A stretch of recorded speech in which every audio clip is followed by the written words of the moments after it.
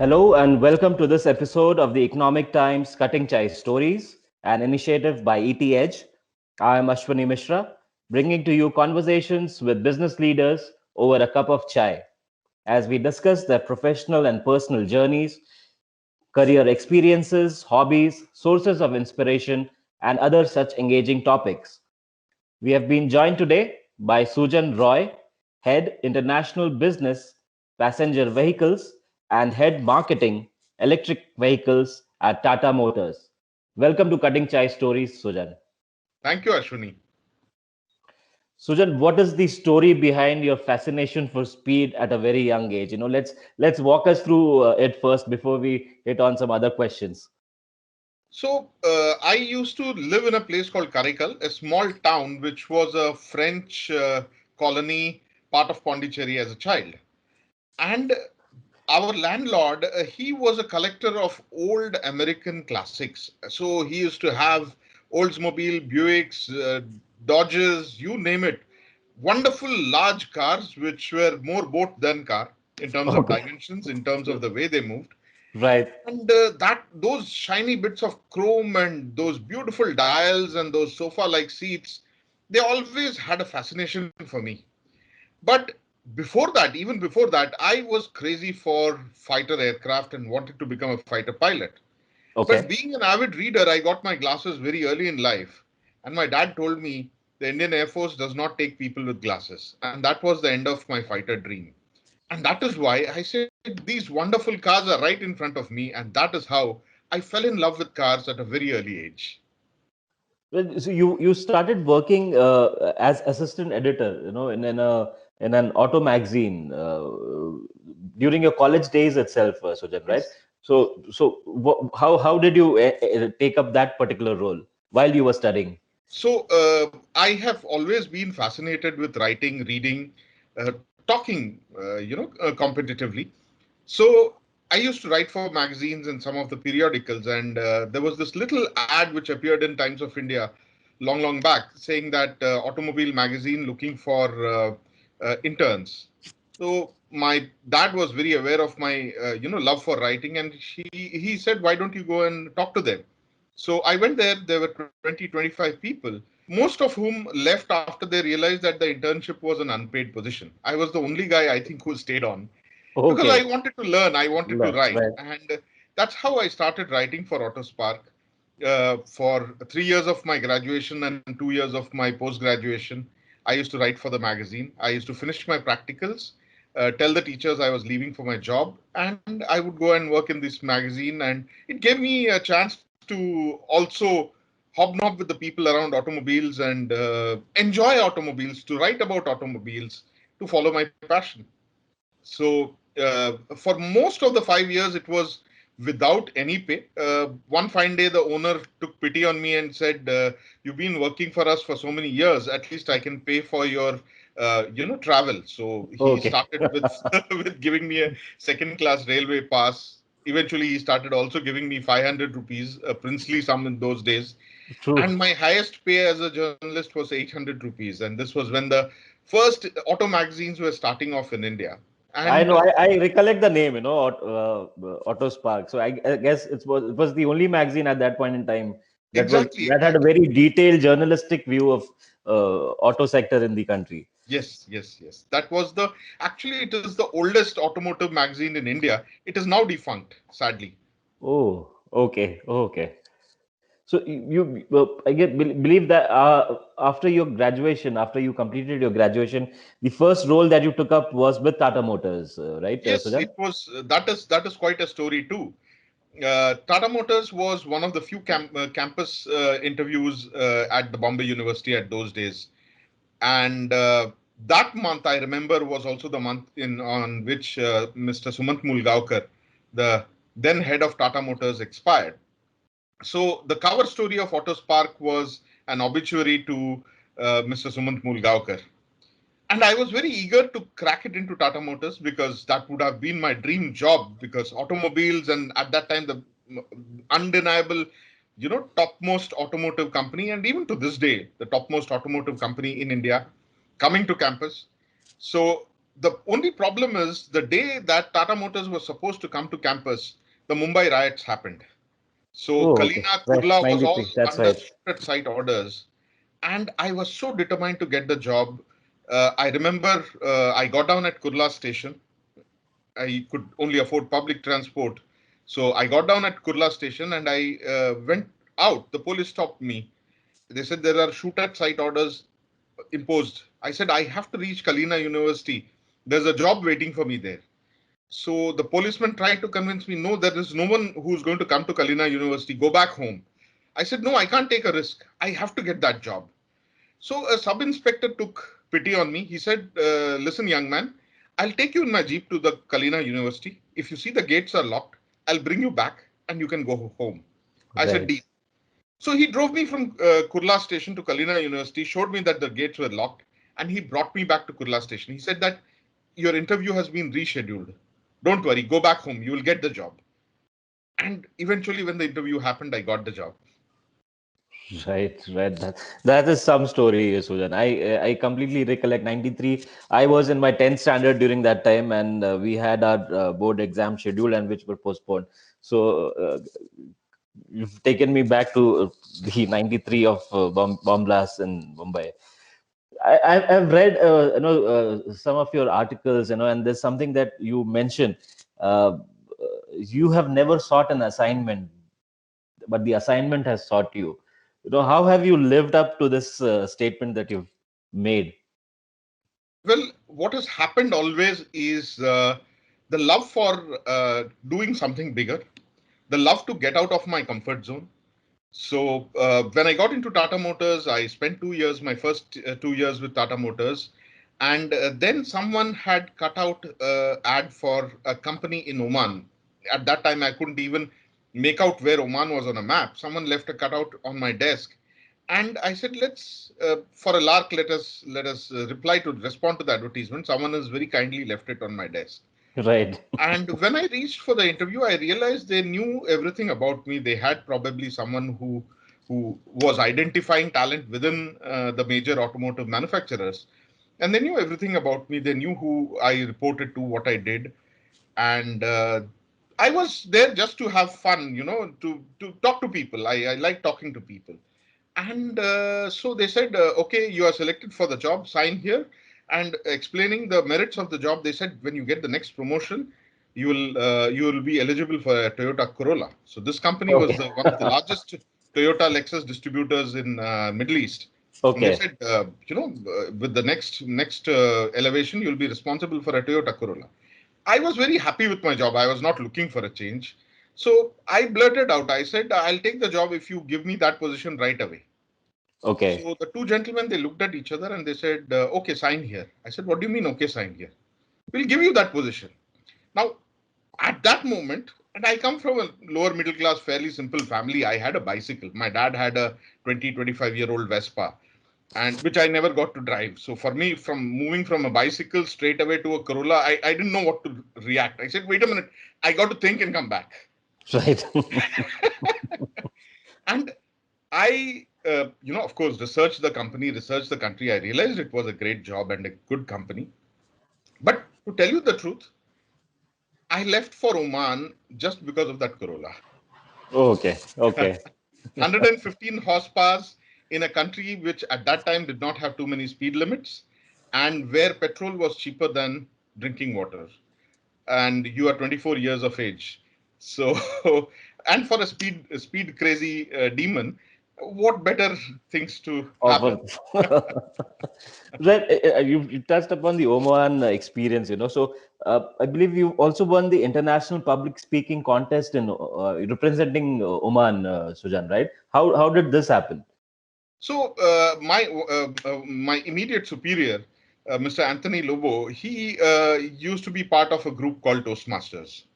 And Right. realizing that in his team there was only one chap who was interested in reading, writing, and speaking, one day he literally grabbed me, threw me into his car, and took me for a Toastmasters meeting. And so that is how I became part of Toastmasters. Incidentally, the Toastmasters meeting used to be held next to the graveyard in a church.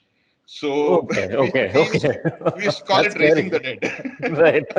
So so so that's how it became part of Toastmasters. I realized that there were too many people giving very serious gyan and inspirational speeches, and how one had to be better and one had to do this and that. And I said that after a full day's work, everybody here has done, their office, and they have come here, and everybody is tired.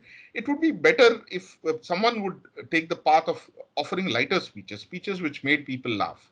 Love. And that was how I got into humorous speeches, and that's how I ended up representing Oman in the Toastmasters Club at the Gulf level, at the GCC level, in Okay, humorous okay. speeches. You still part of the Toastmasters International? I'm not. Last few No. years, I haven't been. Work has kept me very busy, but at Okay. heart, I am always a Toastmaster. So, as Toastmasters say, the format is very much like Alcoholics Anonymous, incidentally. So Okay. we call it Speakaholics Anonymous. Once you are a speakaholic, you are always a speakaholic. Speaker, like I know. So, how has your upbringing impacted your attitude towards life, Sujan? So both personal and professionally. So my dad was in a transferable job. As I love saying, in the first 42 years of my life, I have changed 21 houses. So My dad was in goodness. a transferable job. I was in transferable job. So we moved across much of India. So most Indian languages I either speak or understand.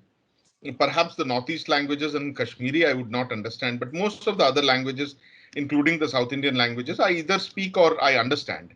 Oh, So that's amazing. staying in central government colonies at a time where there was no internet, no TV, very little radio actually, you observe people, you interact with people, you make friends, and that is where one started understanding the nuances of the various parts, that this crazy quilt of a country, with so many differences, Diff- yet so many unifying factors, that unity in diversity, one True. really experienced it. Yeah. And which is why I'm comfortable anywhere, not only in India, anywhere around the world. After you experience the diversity of India, the world is merely an extension of India. Extension of true. Very well said. And another thing is, because we were moving around so often, I didn't get a chance to really make friends, learn sports, and things like that. My earliest friends were books, and my closest friends remain books. So I read and read and read, and I became an information sponge. What would be And your favorite book, Sujan? Sorry to interrupt here, but you've touched upon reading twice now in our conversation. Any favorite books that you would recommend, or something that is very close I to I you? I I love PG Woodhouse, Oh, great. and I enjoy PG Woodhouse. Of course, that's where perhaps the love for humor comes from. I enjoy reading historical very much. So William Dalrymple's books are fantastic. Of late, I enjoy William Dalrymple. I enjoy murder mysteries. So Agatha Christie is Agatha lovely. Christie. Right. I enjoy science fiction. So almost every genre. I remember there were a few summers where I was in my grandparents' place, and one of my uncles was learning to become a doctor. There was nothing to read except medical textbooks. So I used to read medical textbooks from cover to cover. Oh So my God.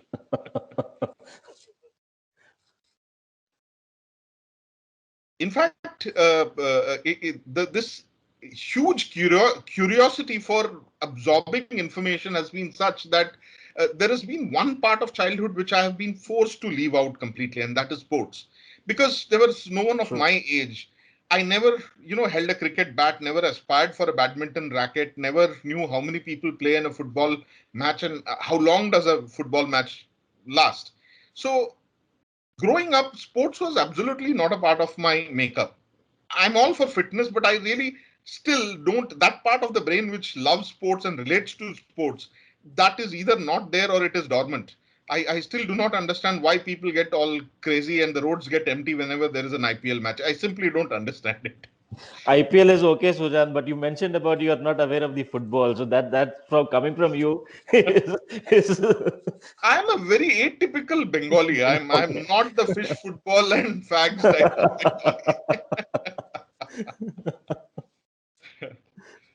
Bengali. You're also inspired by Kipling's "If," the poem, that he's written. Yes. So how has that impacted your life? So So Kipling had a very lovely impact on me.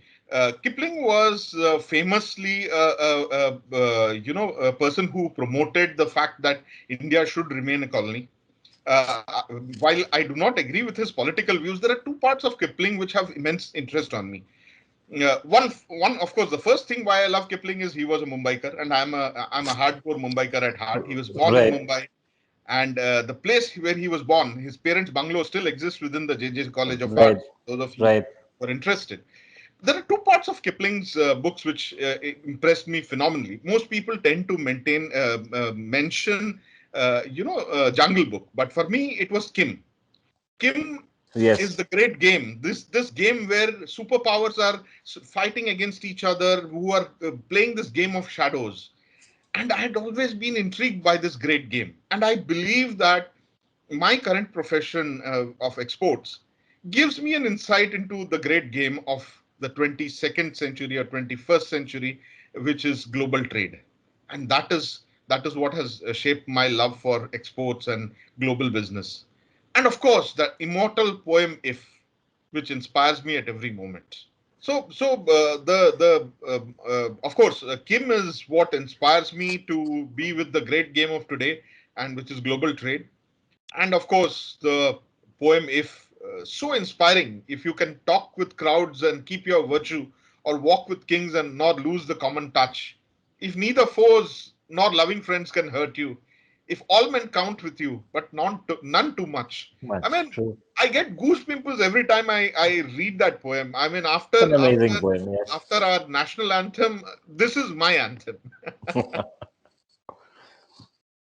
You've also coached a lot of young teams, Sujan. So to help them deliver better performance.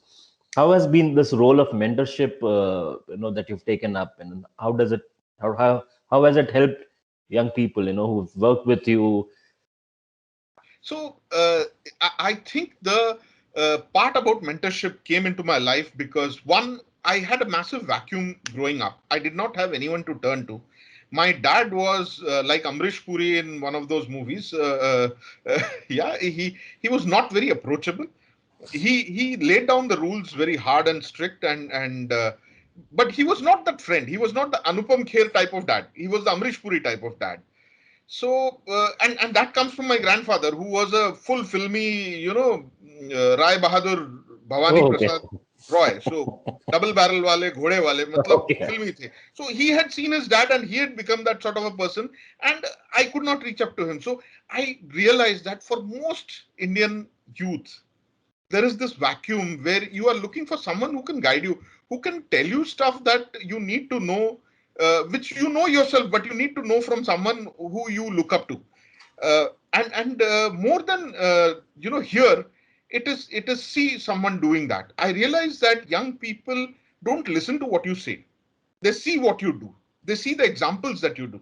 Right. If I watch TV 12 hours a day and then I say my kids don't read, I have only You're myself to not blame setting an because example. because Right. yeah, I'm not setting an example. If True.